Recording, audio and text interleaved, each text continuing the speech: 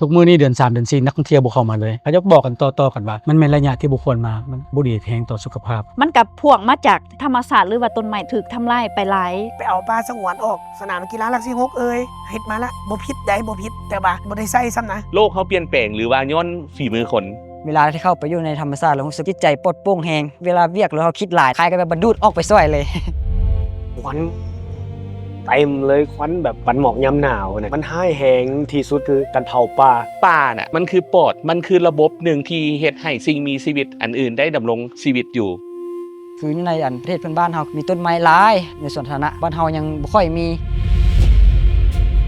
ฮานอยนครหลวงเขาเจ้าเริ่มหันมาปลูกไม้เนื้อแข็งเป็นพื้นที่สีเขียวแล้วเวลาเฮาเข้าไปอยู่ใกล้แล้วมันสดชื่นให้ร่มเงาได้หลายกว่าคนเฮาเวลาแดดร้อนเฮาก็ยังใส่ร่มไม้ในการบังแดดเป็นเรื่องง่ายๆที่เฮาสามารถอธิบายได้ด้วยที่เฮาเห็นเลยกันสมมุติเฮาสิไปสนต้นจำปาได้บ่ได้ ถ้าอีหยังที่พัฒนาแล้วสิแต่ต้องเกี่ยวกับการต้องตัดไม้ให้คึดแล้วโจะก่อนที่ว่าตั้งแต่น้อยที่พวกเขาเรียนหนังสือมาว่าป่าไม้มันให้ฝนยึดดินบ่ให้มันเจือนให้ออกซิเจนต่างๆแต่ก่อนนี่หลายคนเว้าว่าพวกโลกสวยเนาะใครห้องเนาะแต่ว่าทุกมื้อนี้เฮาเห็นแล้วไปล่าสุดมาป่าที่เคยมีถูกตัดกลายเป็นไร่บอนที่เคยห่มกับเป็นแดดเปรี้ยงๆไปเลยต้นไม้ใบหญ้าอากาศที่บริสุทธิ์สิ่งเหล่านี้มันสิเฮ็ดให้เฮาสบายใจได้ผ่อนคลายเนี่ยคือสิ่งที่มีค่าที่สุดของคำว่าสิ่งแวดล้อมของคำว่าป่านักท่องเที่ยวมาลาวเขาจะมาเบิ่งธรรมชาติป่าไม้มันแม่นอันหลักๆของธรรมชาติ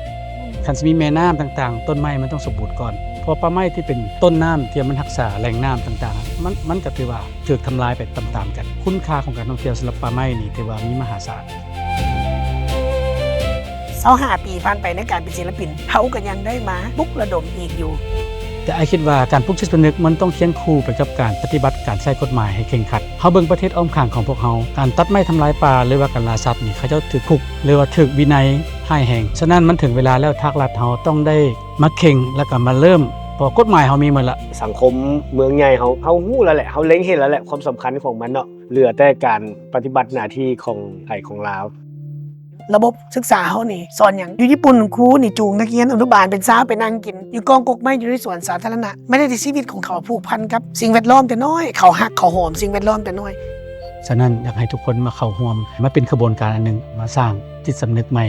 ให้คนเฮาฮู้ว่าเฮาต้องกลับมาช่วยกันละงานนี้แน่นอนเข้าร่วมเนาะแล้วพวกเฮาเองก็ยังสิเป็นส่วนหนึ่งในการสปอนเซอร์อยากเชิญชวนให้มาร่วมแล่นงาน Run for Our Forest นี่หลายๆเพราะว่านอกจากมาแล่นแล้วเฮายังสิได้ปลูกต้นไม้มีส่วนร่วมในการสร้างสิ่งแวดล้อมสีเขียวไปนํกันเนาะอยากให้ทุกคนเบิ่งการจัดงานตัวนี้งานแลนที่ให้แนวคิดเกี่ยวกับการรักษาป่ารักษาธรรมชาติเพื่ออนาคตที่ดีของลูกหลานพวกเขาทุกคนคันบ่เริ่มมื้อนี้ล่ะสิเริ่มมื้อใด